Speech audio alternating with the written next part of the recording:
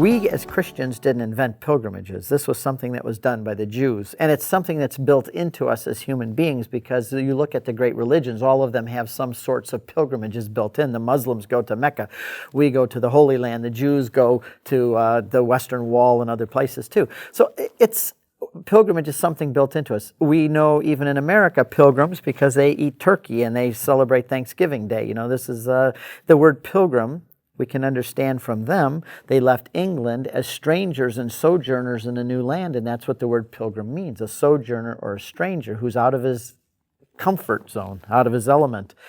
And he's in a new place to seek and search for new things and new experiences and maybe even a new home. So the Jews had pilgrimages. Jesus lived up in Nazareth. That's 100 miles from Jerusalem.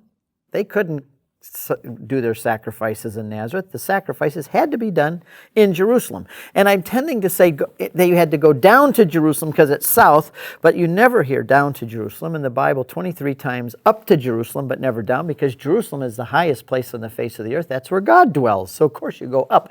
I tell people, even if you're coming in from a helicopter, you're still going up to Jerusalem.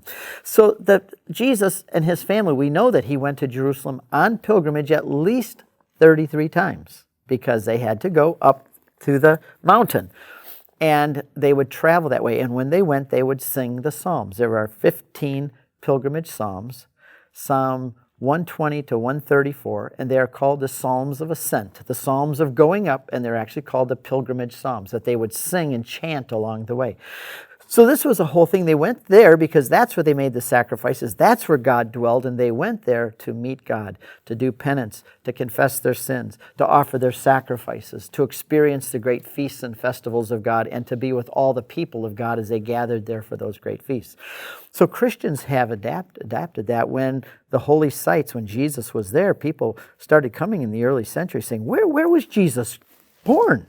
I want to see where that is. Where did he get killed? Where was he crucified? Where did he raise from the dead? And then subsequent other places too. And after 313, when Constantine made Christianity legalized, his mother Helen came over there. She was Saint Helen as we know her, and she found all of those sites. She asked the locals, and they did history, and they found all those sites and built churches there. So we've been going there ever since. We know where those sites are, by the way. And Catholics and Protestants have a very different attitude about going to the Holy Land. Protestants go on tours. They won't use the word pilgrimage. I'm talking about general evangelical Protestants. And they oftentimes have their own sites they go to. They don't go to the authentic sites. They don't like the Church of the Holy Sepulchre because they can't have any services in there. They're restricted, and they don't like it because it's way too Orthodox and Catholic and historical. They have their own place called the Garden Tomb out Nablus Road, and it's a garden, and they don't come right out and say it, but they will lead you to conclude that that is the place where Jesus was crucified. Can't be. Jesus was put in a newly hewn tomb. That tomb, all historians say, was dug in 800 BC. Cannot be the tomb of Christ. But they have their own places, and they call it a tour, and they go around with their Bibles and notebooks, which is a good thing to do. I wish more Catholics did that. But I can spot a Protestant Baptist group going in the Holy Land. I can spot them a mile away because I used to be one.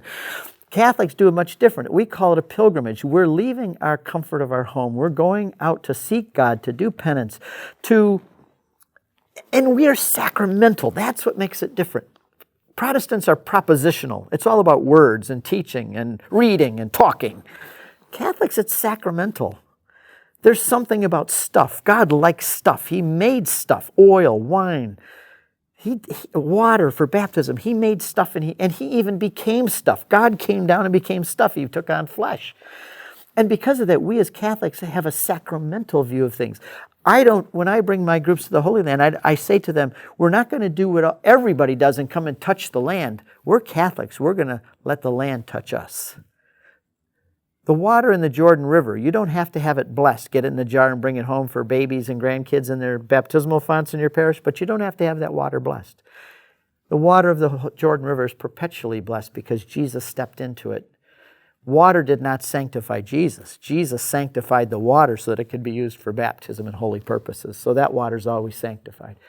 So for us as Catholics, we go on pilgrimage to seek God, to do penance, to learn more about Him, to have a deeper experience, and to let those places in a sacramental way touch us and affect us, and they do.